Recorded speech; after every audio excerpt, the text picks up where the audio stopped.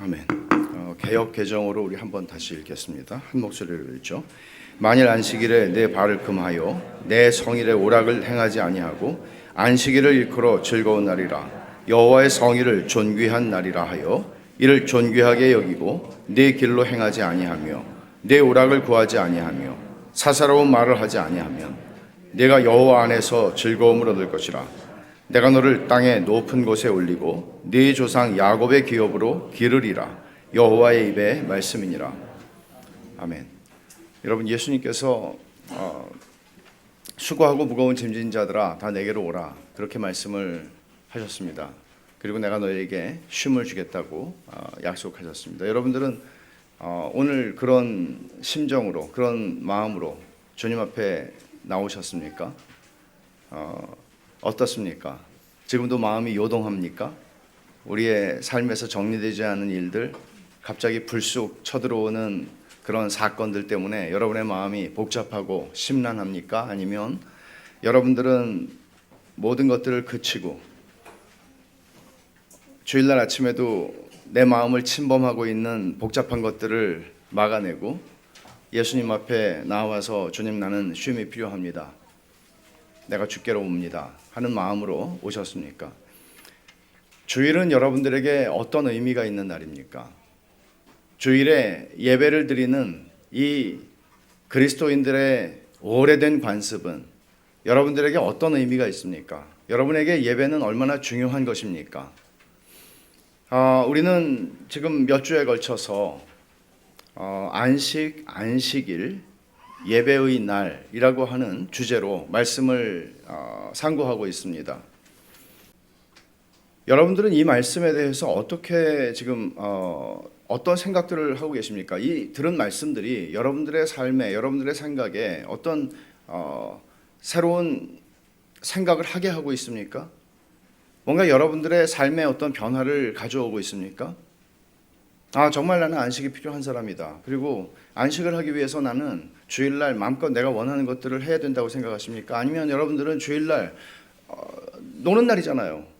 일을 안 해도 되잖아요. 일반적으로 이날 정말 특별하게 내가 하고 싶었던 일들을 하느라고 여러분들의 물질과 시간과 힘을 쏟아서 그날 몰아서 하기를 계획하고, 그렇게 여러분들은 주일을 생각하고 있었다면 그런 여러분들의 생각에 말씀은 어떤 힘이 있습니까? 어떤 영향을 미칩니까? 하나님의 말씀이 내 삶에 어떤 영향을 미친다고 하는 것은 그리스도인들의 고백입니다. 하나님의 말씀이 내 삶을 인도하는 빛이고, 내 이 깜깜한 세상에서 뭐가 옳은지, 그리고 어디로 가야 사는 길이고 어디로 가면 낭떠러지로 떨어지는지를 가르쳐주는 하나님의 말씀이 있어서 그 말씀을 따라서 나는 갑니다. 그 말씀이 가라고 하면 가고, 그만, 여기서 멈춰야 돼, 그러면 저는 멈추겠습니다. 하나님의 말씀이 여러분들에게는 어떤 영향을 미칩니까? 만약 하나님의 말씀이 여러분들의 삶에 아무 영향을 미치지 못한다면 여러분들은 하나님하고 무슨 상관이 있는 사람입니까? 여러분, 우리가 주일날 이 자리에 앉아있다는 것이 우리의 구원을 보장합니까? 천만의 말씀이죠. 천만의 말씀이죠. 그렇지 않습니다. 이거는 내가 그분을 아는가 하는 것입니다. 내가 그를 아는가, 그리고 나는 그를 안다고 하는데 그분이 나를 안다고 말씀하시는가 하는 것입니다. 나는 그분과 인격적인 관계가 있는가 하는 것입니다. 인격적인 관계가 있다는 것은 떠드십시오, 나는 상관없습니다, 나는 내 길을 갑니다, 이런 게 아니죠. 인격적인 관계가 있다는 것은 서로가 서로에게 영향을 미치고, 심지어 사랑한다는 것은 사랑하기 때문에 순종하는 것이죠. 이 신앙입니다. 오늘 이 큰 주제로 말씀을 상고하는 가운데 저는 안식과 안식의 날이라고 하는 것을 넘어서서 이제 예배의 날이라고 하는데 초점을 맞춰서 말씀을 전하려고 합니다. 여러분, 지금까지 우리가 생각한 말씀을 잠깐 정리하면, 하나님이 천지를 창조하시고 6일 동안 7일째를 복 주셨습니다. 축복하셨어요. 그날을 복 주셨다는 것은 그날은 여느 날과 다르다는 것이죠. 조금 다른 날이라는 것입니다. 많이 다르든 조금 다르든 다른 날이라는 것입니다. 우리는 그날을 여느 날처럼 보낼 수는 없는 것입니다. 그렇게 일곱째 날을 복 주시고 거룩하게 하셨습니다. 거룩하게 했다는 것은 구별했다는 얘기입니다. 무엇인가를 위해서 구별했다는 얘기입니다. 그리고 하나님은 안식하셨습니다. 안식했다는 말은 그쳤다는 얘기입니다. 하던 일들을 멈추었다는 얘기입니다. 창조된 6일째 창조된 아담과 하와는 밤을 지내고 맞은 첫날이 안식일이었습니다. 그들은 어떤 노동도 별로 하지 않았는데 첫날이 그들에게는 안식일이었습니다. 하나님께서 일곱째 날에 안식을 하셨다는 것은 하나님을 위한 것은 아니었습니다. 왜냐하면 하나님은 쉬실 필요가 없거든요. 그리고 아버지께서 일하시니 나도 일한다고 주님 말씀하셨을 때 하나님께서는 창조하시고 그 창조 세상을 섭리하고 계시거든요. 쉴 이유도 없고 쉴 필요도 없고 피곤하지도 않으십니다. 인간을 위해서 하나님은 안식하셨습니다. 그리고 인간들이 무엇을 위해 창조되었는가? 그들은 안식을 위해 창조된 존재라는 것을 보여주신 것입니다. 여러분 착각하지 마십시오. 여러분들은 노동하기 위해서 고생하기 위해서 태어난 존재가 아닙니다. 안식을 위해서 우리는 태어난 존재이고 창조된 존재입니다. 문제는 그 안식을 오해한다는 거죠. 안식을 내가 마음껏 원하는 것들을 하는 것으로 안식을 오해하고 있다는 것이죠. 그래서 세상에서는 안식이 없습니다. 하나님이 인간을 위해서 안식하셨죠. 안식일을 제정하셨죠. 근데 인간이 범죄하면서 안식을 빼앗겨 버립니다. 그리고 노동은 즐거움이 아니라 고생이 됩니다. 힘든 거죠. 피곤한 거죠. 할 수만 있으면 안 하고 싶은 거죠. 돈 벌어서 먹고 살아야 되니까 할 수 없이 하는 거죠. 이후에 참된 안식을 알지 못하는 인간은 노동과 오락의 쳇바퀴 속에서 피로감을 벗어나지 못하는 인생을 삽니다. 노동하고 쉬고 노동하고 쉬고, 그러나 그 쉬는 것은 또 다른 피곤함을 불러오는 그런 쉼일 뿐입니다. 피로에서 벗어날 수가 없습니다. 오락이라고 여기서 성경에서 표현하지만 사실은 우리가 개인적인 추구하는 즐거움, 개인적으로 우리가 하나님을 떠나서 추구하는 기쁨, 만족, 이런 모든 것들을 얘기하는 것입니다. 오락은 하나님의 자리를 대신하는 우상이 되어버렸습니다. 예레미야 선지자가 지적한 대로 생수의 근원이신 하나님을 버리고, 생수의 근원에서 우리는 먹고 마실 수가 있어요. 근데 그걸 버리고, 그리고 터진 웅덩이를 파서 거기에 저장하지 못할 물을 계속 담아내는 수고를 하는 거예요. 담아내면, 열심히 땀 흘려서 담아내면 다 새서 없어져요. 이 수고를 일평생 하고 살아가는 거예요. 얼마나 비참하고 어리석은 인생이 된 겁니까? 하나님께서는 이런 비참한 인생에 안식을 다시 주시기 위해서, 왜? 안식이 창조의 목적이니까 안식을 주시기 위해서 그 아들을 보내십니다. 그리고 예수님께서는 수고하고 무거운 짐진 자들아 다 내게로 오라, 내가 너희를 쉬게 하리라. 죄의 짐 아래서 안식을 알지 못하는 인생들을 부르십니다. 진짜 안식은 나를 통해서 너희에게 주어지는 거야 라고 말씀하신 것입니다.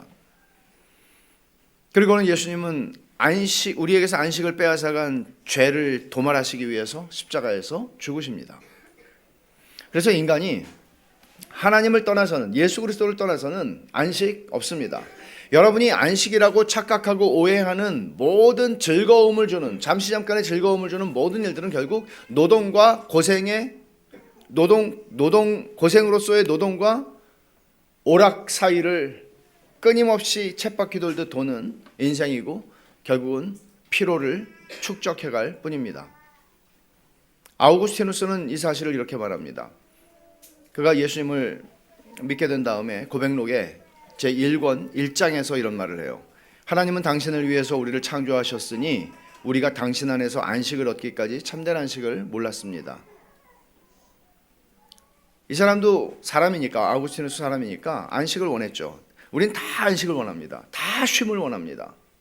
그러니까 무슨 쉴 휴자를 써가지고 병원 이름도 있고 엄청 단어가 많잖아요. 좋아하잖아요. 쉰다는 건 좋은 일이잖아요. 우리는 휴가를 얼마나 기다립니까? 그러나 휴가 끝나면 피곤한 것이죠. 안식이 없어요. 그러니까 여러분 언제 여러분들 이게 진짜 안식이구나를 느껴보셨어요? 언제 여러분 이게 안식이구나, 그런 걸 언제 여러분들을 경험해 보셨어요? 여러분 이런 하나님이 창조하시고 안식하시고 이런 큰 그림 속에서 애굽의 종살이를 하던 이스라엘 백성들을 하나님이 건져내시죠. 430년 동안. 그들에게는 쉼이 없었습니다. 쉼이 없는 게 우리에게 쉼이 없는 정도가 아니고 쉼도 없고 자유도 없고 아무것도 없었습니다. 제한된 의미에서조차 없었습니다. 노예니까요. 하나님께서 그들을 건져내십니다. 그리고 말씀하신 게 뭔지 아세요? 십계명을 말씀하시기 전에 먼저 말씀하신 게 뭔지 아세요?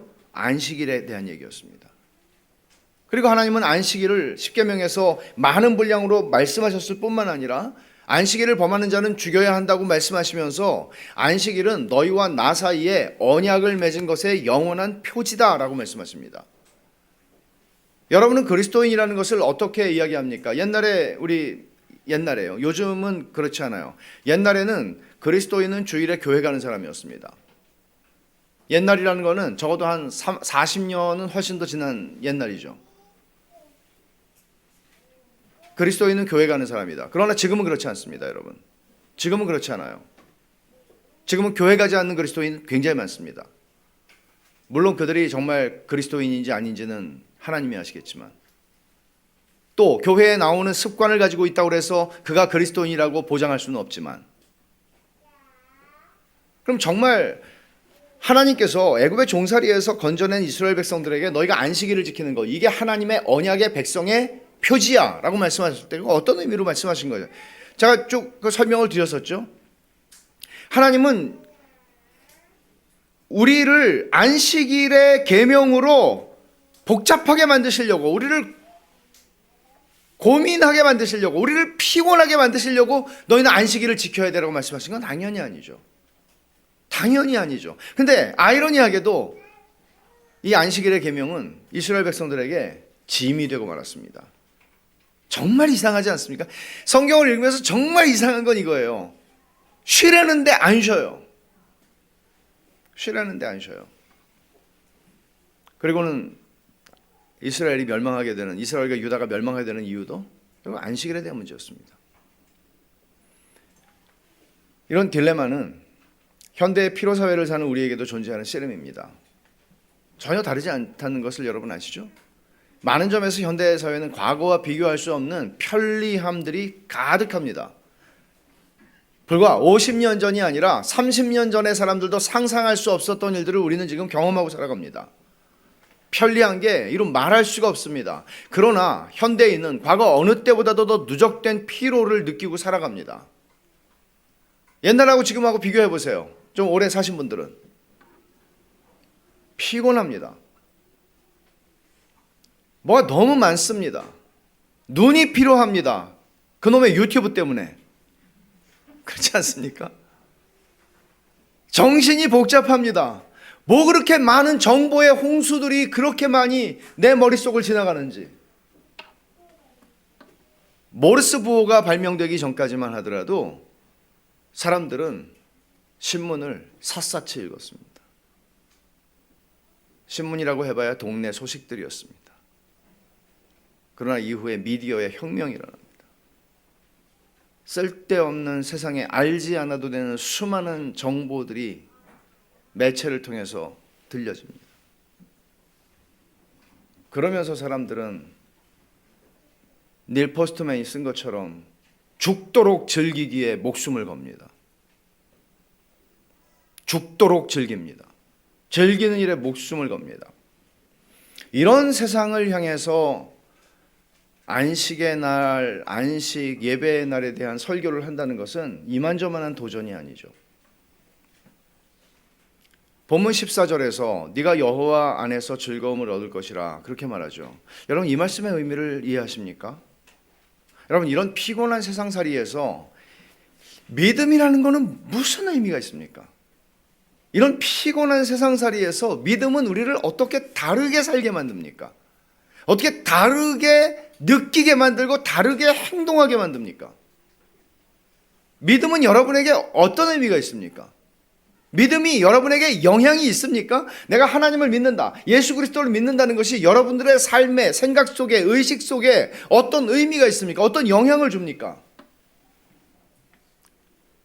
예수님은 여러분에게 어떤 의미가 있습니까? 본문 14절에서 이사야는 네가 여호와 안에서 즐거움을 얻을 것이라고 그러죠. 그러면 여러분 생각해 보세요. 이게 분명히 우리가 생각하는 오락에 대한 얘기, 우리가 생각하는 취미생활에 대한 얘기, 우리가 생각하는 돈이 있으면 내가 원하는 것을 얻을 수 있는, 그럼으로써 가지게 되는 만족에 대한 얘기, 그런 게 아니라는 것은 여러분 너무나 잘 아실 거예요. 당연하죠. 그런 건 아니죠. 내가 여호와 안에서 만족을 누릴 것이다. 네가 여호와 안에서 즐거움을 얻을 것이다. 네가 여호와 안에서 기뻐할 것이다. 도대체 이런 기쁨은 뭘 얘기하는 것입니까? 우리는 과연 이 기쁨을 알고 있고 이걸 누리고 있나요? 여러분 자신은 알고 있습니까? 그리고 그것이 여러분들의 삶에 여러분을 흥분하게 만듭니까? 여러분들의 삶에 이것이 영향을 주나요? 내가 원하는 건 이거야, 그렇게 말하게 하나요? 아니면 여러분들은 야구장 티켓이 여러분들을 흥분하게 합니까? 아니면 세계적인 유명한 어떤 가수가 와서 콘서트를 할 때 그 티켓을 얻은 것이 여러분들을 흥분하게 합니까?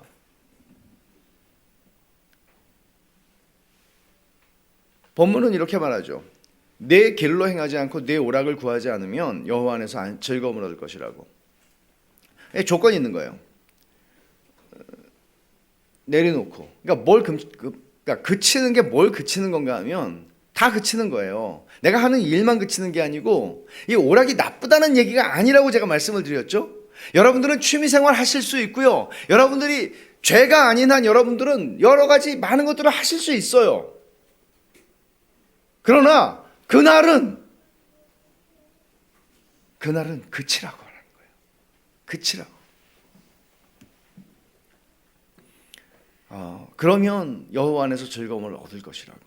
이거는 인간을 창조하신 분이 설계하셨겠죠. 우리는 그렇게 생긴 존재예요. 그래야 우리는 하나님 안에 들어와서 쉼을 얻을 수 있는 존재라고요. 안식의 열쇠가 여기에 있습니다. 우리는 내가 알아. 내가 원하는 걸 해야 나는 일주일 동안 살 수 있어. 오늘 내가 그걸 안 하면 난 살 수 없어. 이런 식으로 우리 생각하기가 쉽죠. 그러나 하나님은 멈추라고 그래요. 너는 너의 오락을 그치면서도 이날 하나님 안에서 즐거워할 수 있어 라고 말해요. 할 수 있는 것이 아니고, 그래야 네가 살아. 이게 내가 너를 창조한 목적이고 이게 네가 바라봐야 할 영원이야 라고 말하는 거죠. 이 여호와 안에서 즐거움을 얻을 것이라고 하는 이 말은 사실 예배를 가리키는 말이에요. 이걸 좀 설명을 드릴게요. 우리는 예배 안에서 가장 이 하나님 안에서 즐거워한다는 이 표현은요, 예배 속에서 가장 놀랍게 경험되고 이루어지는 것입니다. 하나님을 예배하고 하나님과 교제하는 일은 이 세상에 사는 동안, 그리고 영원 속에서 가장 큰 기쁨의 원천이죠, 인간에게는. 왜냐하면 하나님이 그렇게 인간을 창조하셨으니까요. 본문에서 안식일을 두 번이나 내 성일이라고, 여호와의 성일이라고 하는 말을 주목할 필요가 있어요. 성일이라는 말, 거룩한 날이라는 말이잖아요. 구별됐다는 뜻이거든요. 구별하셨다는 거예요. 그러니까 보통 날과 다르다는 거예요. 보통 날과 다르니까 보통 날과 다르게 여겨야 하고, 보통 날하고 다르게 그날을 보내야 한다는 얘기죠. 여러분, 모세의 율법에서도 안식일은 예배의 날이라고 가르치는데, 여러분 레위기 23장 3절 한번 찾아보시겠습니까? 레위기 23장 3절입니다.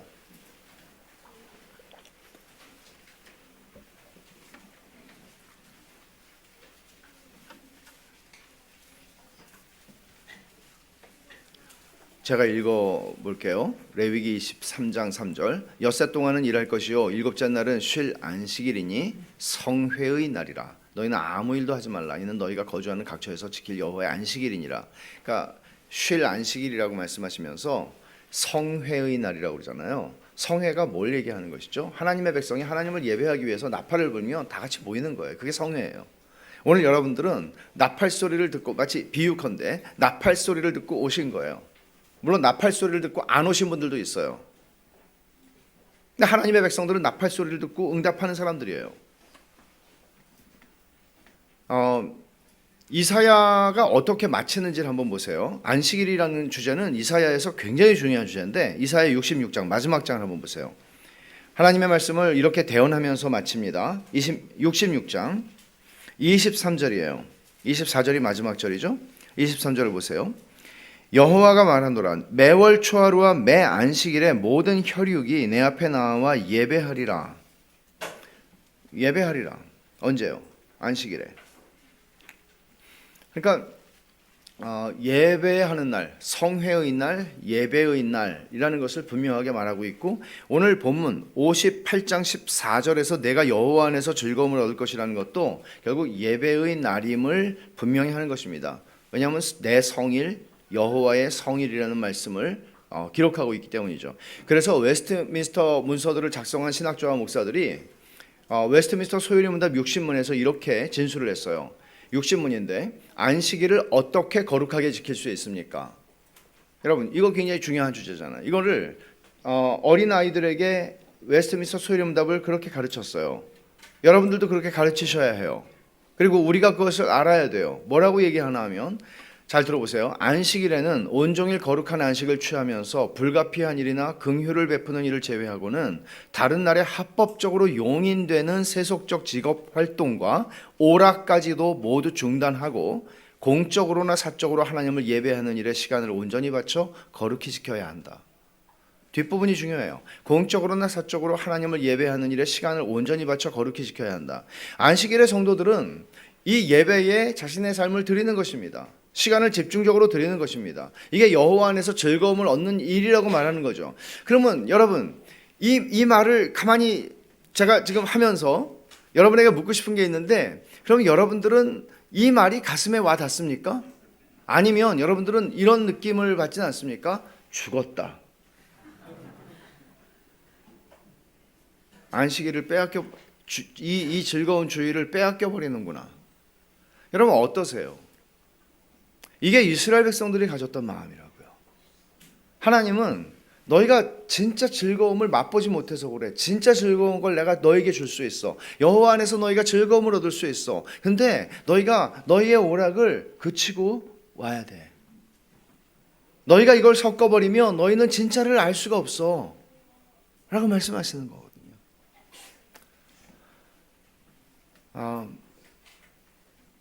우리가 이런 말을 들을 때요, 어떤 마음이 드는가? 이런 말을 들을 때 내 마음이 어떻게 반응하는가?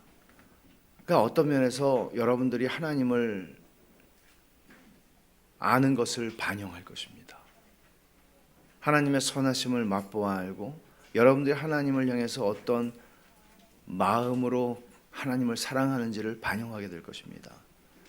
여러분 제가 시편의 두 구절을 여러분과 함께 읽기를 원하는데 시편 32편 11절 먼저 하나 보죠. 여러분 이게 얼마나 우리가 하나님에 대한 신앙에 대한 심각하고도 본질적이고 깊은 오해를 가지고 있는지를 여러분 좀 느끼세요. 시편 32편 11절 한번 보죠. 같이 읽겠습니다. 너희 의인들아 여호와를 기뻐하며 즐거워할지어다. 마음이 정직한 너희들아 다 즐거이 외칠지어다. 하나님께서는 여호와를 기뻐하고 즐거워하라고 명령하십니다. 또 37편을 한번 보십시다. 두 구절 뭐 더 있지만 두 구절만 읽기를 원합니다. 37편 4절입니다. 같이 읽죠. 또 여호와를 기뻐하라. 그가 내 마음의 소원을 내게 이루어 주시리로다. 둘 다 마찬가지예요. 여호와를 기뻐하고 즐거워하라는 거죠. 여호와 안에서 만족을 얻으라는 것이죠. 그러면 이 명령들을 한번 생각해 보세요. 이 명령이 기쁨과 사랑 없이 순종할 수 없는 명령이에요. 말하자면 너 도둑질하지 마 또는 너 이렇게 해 라고 하는 명령은 그걸 하면 되잖아요. 근데 이 명령은 내적인 명령이라고요. 우리의 마음에 대한 명령이라고요. 너 여호와를 즐거워해 라고 명령하는 거예요. 이거 어떻게 순종할 수 있어요, 여러분? 이게 율법주의예요? 너 이렇게 해 라고 하는 게 율법주의예요? 하나님 율법이죠. 율법주의는 아니죠. 율법주의라는 것은 사랑 없는 의무 이행이고 사랑 없는 섬김이에요. 그게 율법주의의 특징이에요. 그리고 내가 이 행동, 외적 행동을 통해서 하나님의 사랑을 얻어내겠다는 보상심리죠. 이게 율법주의예요.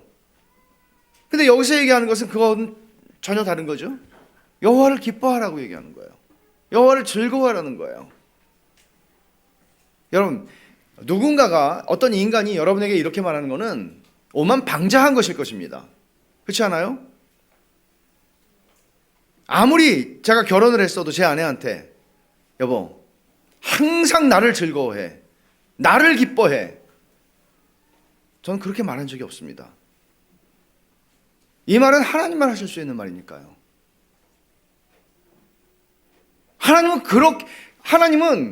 하나님이 너무나 이기적이고 자기중심적이고 자기 도취적인 분이시기 때문에 그렇게 하는 것이 아니라, 하나님께서 우리가 하나님을 사랑하고 하나님을 즐거워하고 하나님을 좋아할 때 우리가 진짜 쉼을 얻을 수 있고 안식할 수 있고 진짜 하나님의 설계 목적대로 우리가 진짜 만족을 누릴 수 있기 때문에 하나님은 우리에게 그렇게 말씀하시는 것입니다.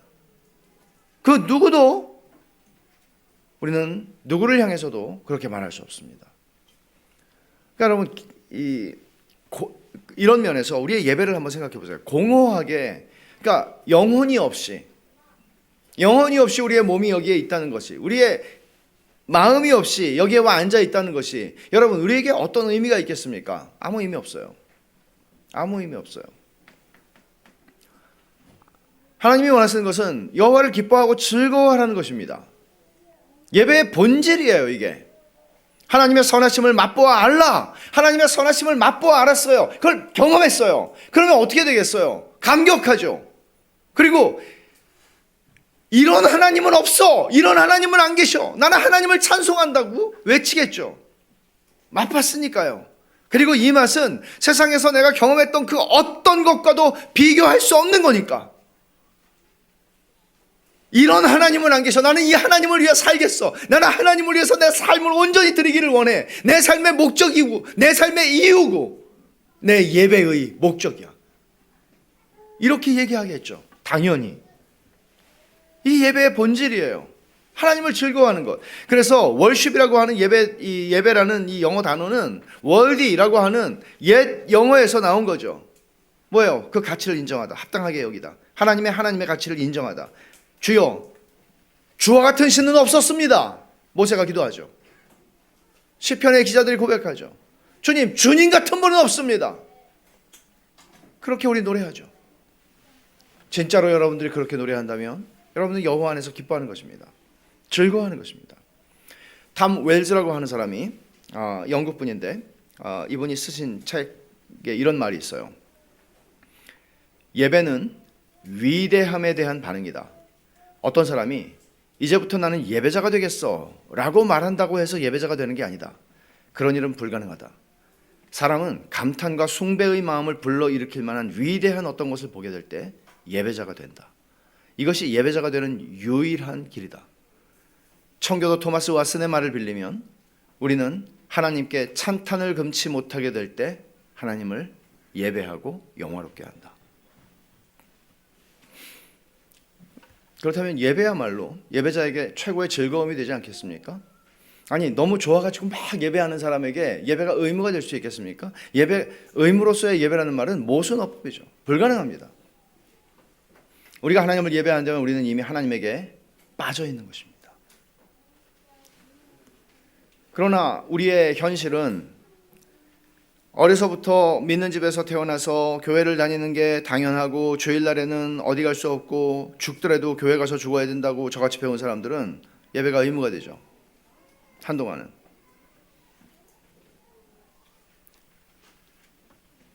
그 상태에 머물러 있지는 않습니까? 그렇다면 여러분들은 하나님의 선하심을 아직 맛보지 않은 것입니다. 세상에 무한히 선하시고 영광스러운 하나님의 존재와 비교할 수 있는 대상은 없습니다. 예배는 우리가 어떤 사람에게 혹은 어떤 무엇인가에 완전히 매혹당해서 내 마음을 빼앗겨버리고 그 가치에 완전히 빠져들었을 때 그걸 칭송하지 않을 수 없겠죠. 그걸 말하지 않을 수 없겠죠. 혹시 그거 아세요? 혹시 그 사람 만나보셨어요? 대단합니다. 대단합니다. 이렇게 말하는 사람은 행복할 것입니다. 그 대상을 향한 감탄을 멈출 수 없을 것입니다. 그 대상이 하나님일 때 그것이 예배가 되는 것입니다. 웨스트민스터 소요리 문답 1문답에서 사람의 제일 드는 목적은 하나님을 영화롭게 하고 그분을 영원토록 즐거워하는 것이다. 그렇게 얘기합니다. 하나님을 즐거워함의 절정이 예배입니다. 예배를 통해서 우리는 하나님을 찬송하고 높이고 하나님께 기도하고 하나님의 말씀을 귀 기울여 듣습니다. 오직 하나님께 모든 관심을 집중하고 하나님을 의식적으로 생각하고 높이고 마음껏 예배하는데 일상적으로는 우리는 그렇게 못하거든요. 직장 일을 하고 우리의 사업을 해야 하고 우리의 가정을 돌봐야 하고 자녀들을 양육해야 하고 이 분주함 속에서 우리는 그렇게 하지 못합니다. 그러나 이날은 집중해서 하나님을 예배하고 높이는 것입니다. 그리고 즐거움을 하나님 안에서 얻는 날입니다. 예배의 날입니다. 매주일마다 우리의 가슴 속에서 우리의 삶 속에서 이런 일들이 일어난다면 그래서 얼마나 복된 일이고 이건 어떻게 보면 하나님께서 창조하신 대로 우리를 매주일마다 리셋해 주시는 거죠. 리셋하면 기계가 뭔가 새로 산 기계처럼 새로워지잖아요. 이런 이야기는 참 아름답고 듣고 상상해도 참 즐거운 행복한 가슴이 뛰는 이야기죠. 근데 우리 현실이 어떤가 하는 걸 한번 생각해 보십시오. 여러분들은 이런 말씀을 들으면서 나도 그런 때가 있었지 라고 생각하십니까? 아니면 지금이 바로 내가 그걸 누리고 있는 시간이지 라고 느끼십니까? 아니면 이거 무슨 소리지? 지루해 라고 느끼시지는 않으십니까? 여러분 제가 말하려고 하는 건 이런 거예요. 왜 예배는 우리에게 즐거움이 아닌 의무가 되는가? 하나님은 쉬라고 그러셨어요. 야, 오늘은 쉬어. 나하고 놀자. 나하고 사귀자. 이런 얘기예요, 말하자면. 우린 예배의 기쁨에 이르지 못하는 이유가 뭘까? 여호와 안에서 안식을, 여호와 안에서 즐거움을, 여호와 안에서 만족을, 여호와 안에서 기쁨을 누리지 못하는 이유는 뭘까? 적어도 두 가지 장애물이 있습니다. 첫째는 하나님을 아는 지식의 결핍 혹은 왜곡입니다. 제가 10년 전에 우리가 하나님을 오해했다라는 책에서 이 문제를 다뤘습니다. 하나님에 대한 우리의 이해와 지식이 왜곡되어 있는 한 우리는 하나님의 선하심을 맛보아할 수 없고 하나님을 진정으로 예배할 수 없습니다. 찝찝해서요. 하나님하고 거리가 느껴져서요. 하나님이 나에게 그리 선하신 분이 아닌 것을 내가 알기 때문이죠. 불안한 거죠. 내 인생에서 하나님은 그렇게 확 붙잡을 수 있는 분이 아니라 한 손으로 붙잡아야 하는 분이라는 거죠. 그런 상황에서는 우리는 하나님을 예배할 수 없습니다. 우리의 영혼은 이루 말할 수 없이 황폐해질 것입니다. 여러분이 경험해보지 않은 가치를 선전하거나 칭송할 수 없듯이 우리의 예배는 진짜 예배가 되기가 어렵습니다. 여러분 내가 전혀 맛보지도 않고 알지도 못하는 어떤 것에 대해서 막 누군가가 침이 마르게 칭찬하고 막 얘기를 하면 여러분 그걸 들으면서 물론 그 사람이 그 말을 얼마나 정말 잘하느냐도 중요하겠지만 때로는 우리는 아이 뭐야 이거 따분하게 그렇게 느낄 때가 있지 않습니까? 예배가 우리에게 그렇게 될 수 있습니다. 얼마든지. 하나님을 인격적으로 만난 적이 없거나 거듭나지 않은 것이죠. 하나님을 만났다고 하더라도 거듭났다고 하더라도 하나님을 아는 지식이 너무나 일천하여서 또는 왜곡되어 있어서 하나님을 예배할 수 없는 것입니다. 또는 어떤 사건 때문에 하나님을 원망하고 있어서 쓴뿌리가 있기 때문에 하나님을 예배할 수 없는 것입니다. 존 파이퍼는 이렇게 말하죠. 하나님의 가치를 알고 찬송하는 유일한 애정은 그의 영광에 대한 참된 인식에서 나온다. 예배의 잔치라고 표현해요. 예배의 잔치가 이 시대에 희귀하다면 그것은 왜냐하면 말씀의 기근 때문이다. 아모스가 말한 것이죠. 그래서 저는 설교를 하면서 어떻게 하면 하나님의 하나님 되심을, 그분의 영광을, 그분의 선하심을 온전하게 드러낼 수 있을까 고심하고 갈망하고 기도하고 준비하고 설교를 합니다. 설교가 하나님의 선하심과 영광을 온전하게 드러낼 뿐만 아니라 성령님께서 지금 여러분들의 심령에 조명하시고 이 말씀을 드러내신다면, 그래서 여러분으로 하여금 하나님의 영광을 맛보게 하신다면 그때 여러분들은 예배자가 되실 것입니다. 존 파이퍼의 말대로 예배의 연료는 하나님을 아는 지식이거든요. 여러분은 모르는 사람을 사랑할 수 없습니다. 여러분은 모르는 사람을 칭송할 수 없습니다. 여러분 모르는 사람을 예배할 수 없습니다. 두 번째, 이 지식의 문제, 하나님 안에 지식의 문제가 첫 번째 장애물이고, 두 번째 장애물은 뭔가 하면 죄성에게 굴복하는 삶의 태도 때문입니다. 죄성은 아담이 범죄한 다음에 모든 아담의 후손에게 다 들어와 있는 죄의 성향입니다. 구원받아도 이 죄의 성향은 남아 있습니다. 죄성은 하나님 안에서 즐거움을 구하는 대신 본문에서 말하는 나의 오락에서 즐거움과 만족을 원하는 성향입니다. 그래서 하나님은 내 길로 행하지 말고 내 오락을 구하지 말라고 말씀하십니다. 근데 죄성은 이 말씀에 순종하지 못하도록 나를 설득하고 회유하고 압박합니다. 이런 거죠. 내가 지난 며칠 동안 얼마나 힘들었어. 난 너무 열심히 살았어. 오늘은 쉬어야 돼. 난 쉴 자격이 있어. 건드리지 마 라고 말합니다. 우린 매주일 이런 싸움을 싸웁니다. 하나님을 인격적으로 만났고 그 선하심을 맛본 사람이라면 이런 유혹과 압박에도 불구하고 하나님 안에서 즐거움을 얻고자 하나님께 나아오려고 할 것입니다. 나의 오락을 추구함으로 얻는 짜릿함과 기쁨보다 하나님의 선하심을 맛보아야 하는 기쁨과 만족이 더 크니까요.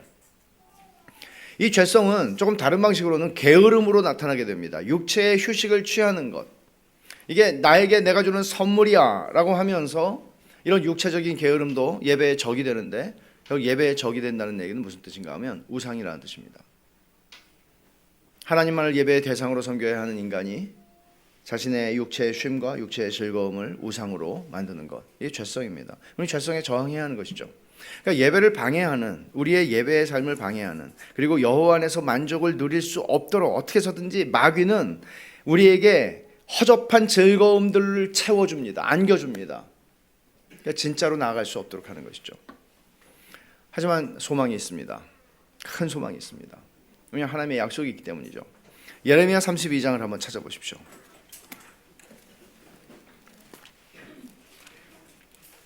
예레미야 32장 39절 41절까지 제가 읽겠습니다.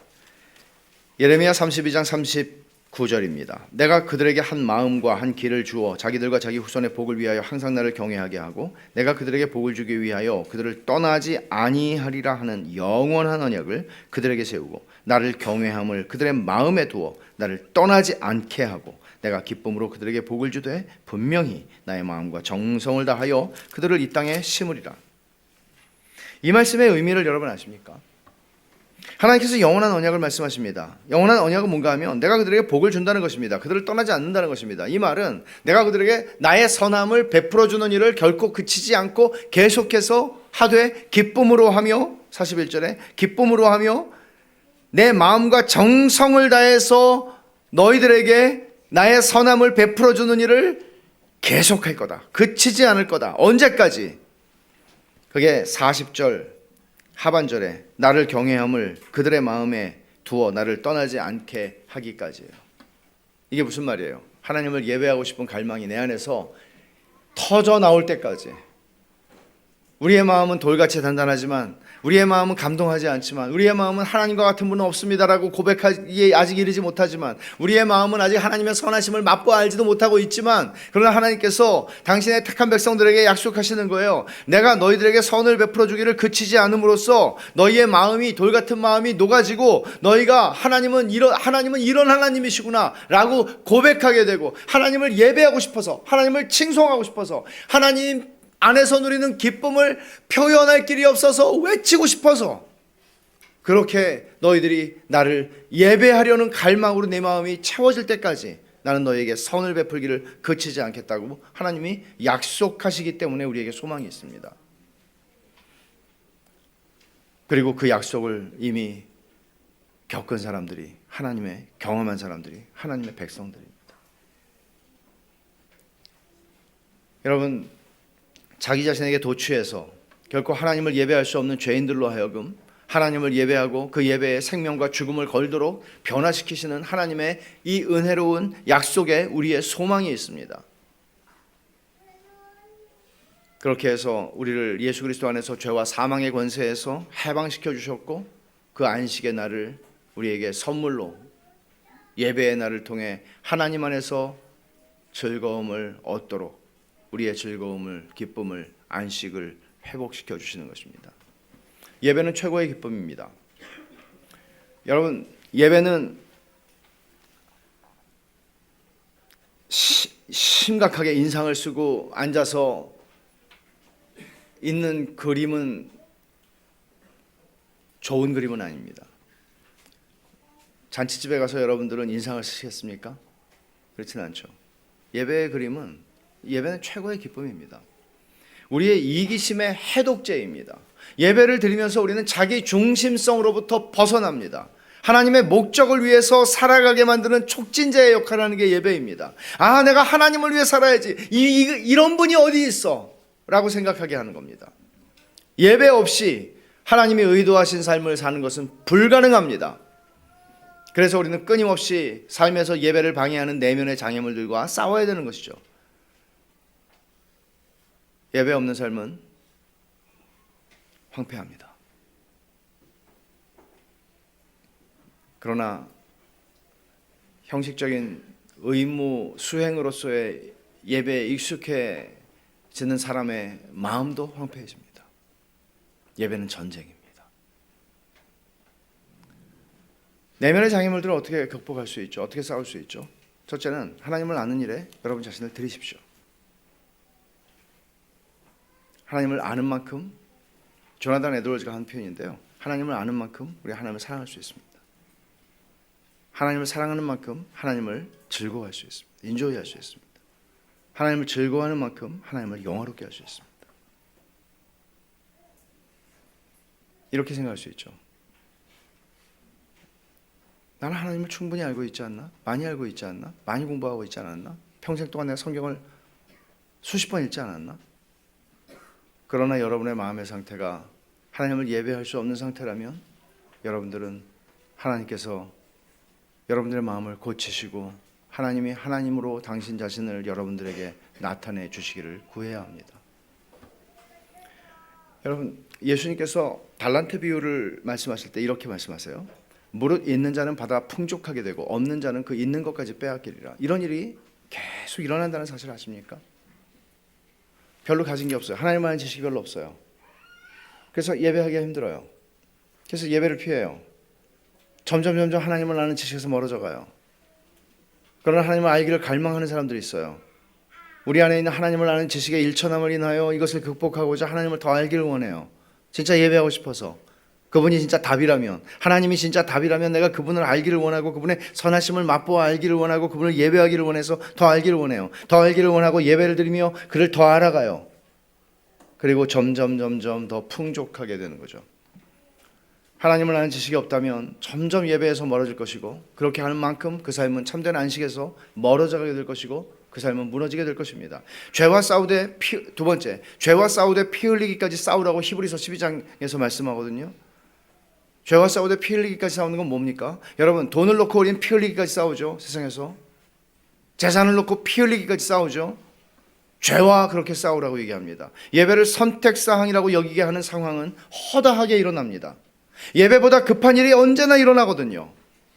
예배가 이렇게 중요한 것이고, 주일이, 안식일이 예배의 날이라면 우리가 예배를 통해서 하나님 안에서 즐거움을 얻을 수 있는 특별한 날이라면, 여러분, 예배보다 더 중요하게 우리의 삶 속에 들어올 만한 것이 무엇이 있겠습니까?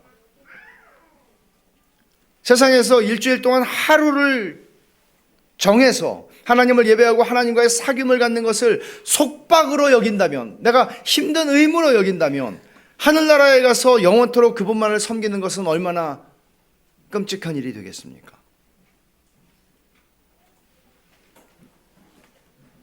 성경은 아담과 하와가 범죄한 다음에 타락하고 에덴에서 쫓겨나고 자식을 낳죠.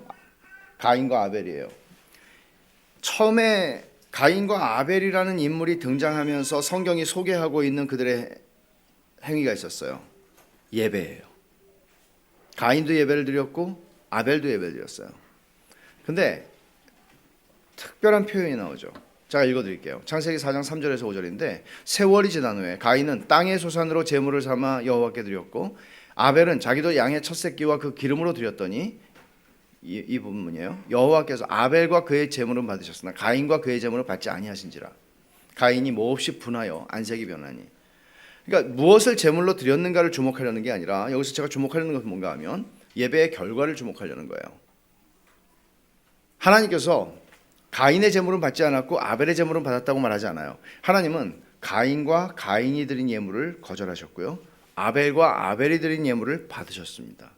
말하자면 우리의 예배를 하나님이 받으시느냐 하는 것이 문제가 아니라 우리의 예배를 받으시지 않는다면 예배를 드리는 사람도 하나님은 거절하신다는 얘기죠. 근데 여러분, 그 결과가 어떻게 나오는지 보세요. 형제 살해였습니다. 살인이었습니다.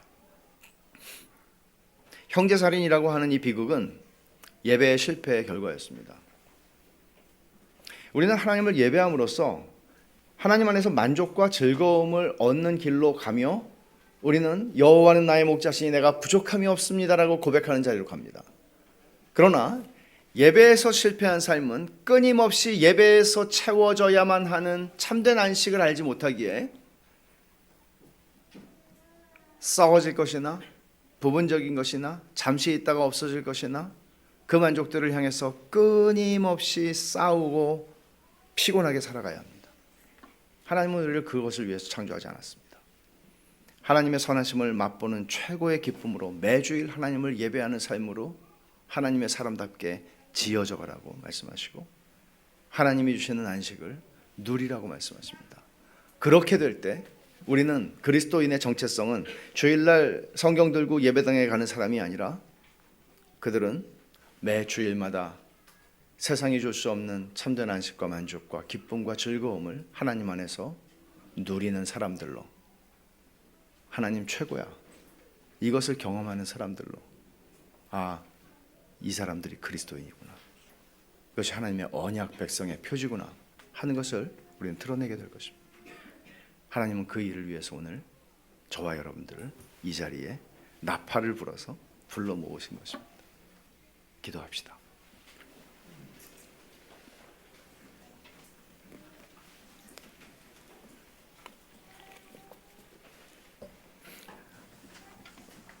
오늘 말씀은 어떤 경우에는 대단히 부담스러운 말씀입니다.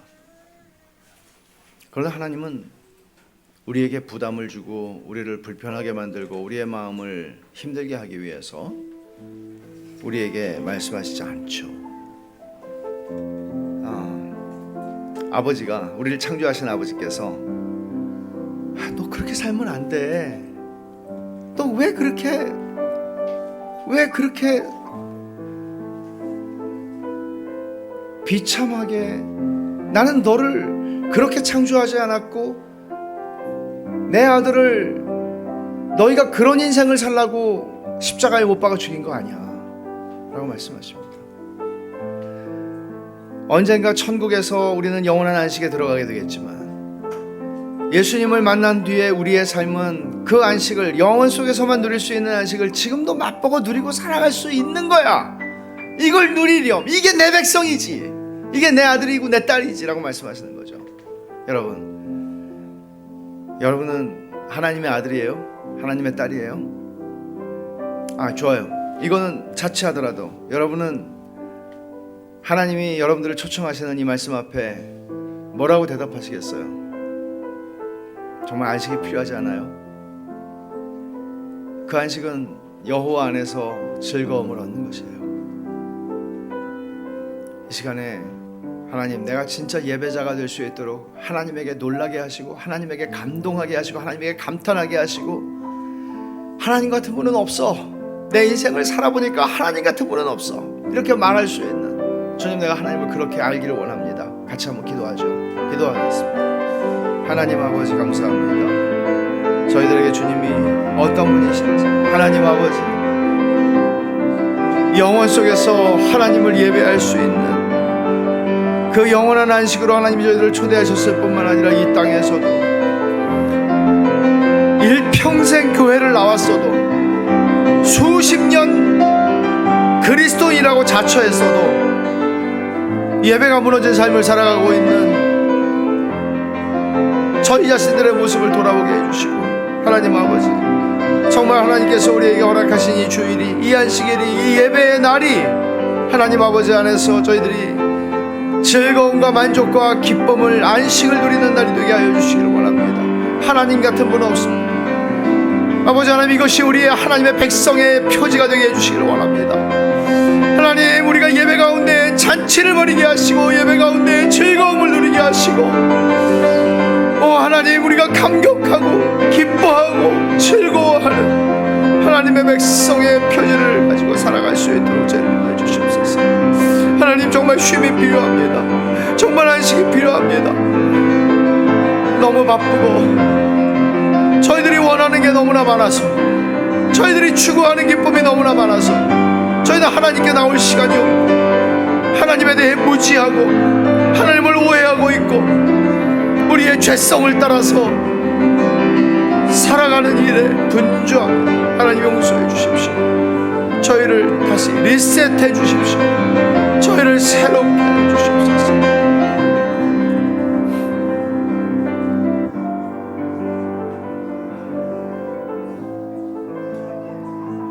하나님 아버지, 감사합니다. 주님의 말씀을 들을 때 얼마나 하나님에 대해서 무지한지, 또 하나님에 대한 오해가 얼마나 많이 저희들도 알지 못하는 의식 무의식 속에 쌓여 있던지,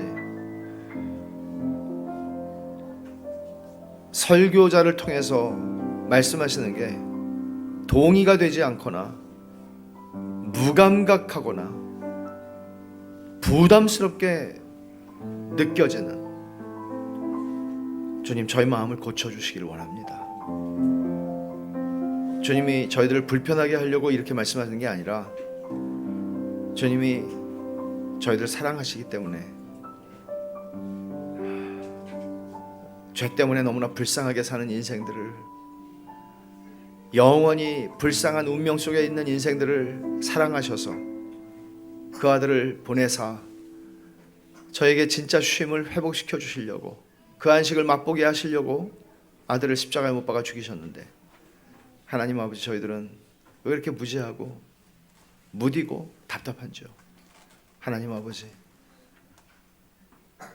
예배의 날에 하나님 안에서 만족과 기쁨과 즐거움을 누리기를 원합니다. 진짜가 되기를 원합니다. 무늬만 그리스도인이 아니라 진짜 그리스도인이 되기를 원합니다. 하나님 아버지, 하나님 같은 분은 없어요. 이런 분 없어요.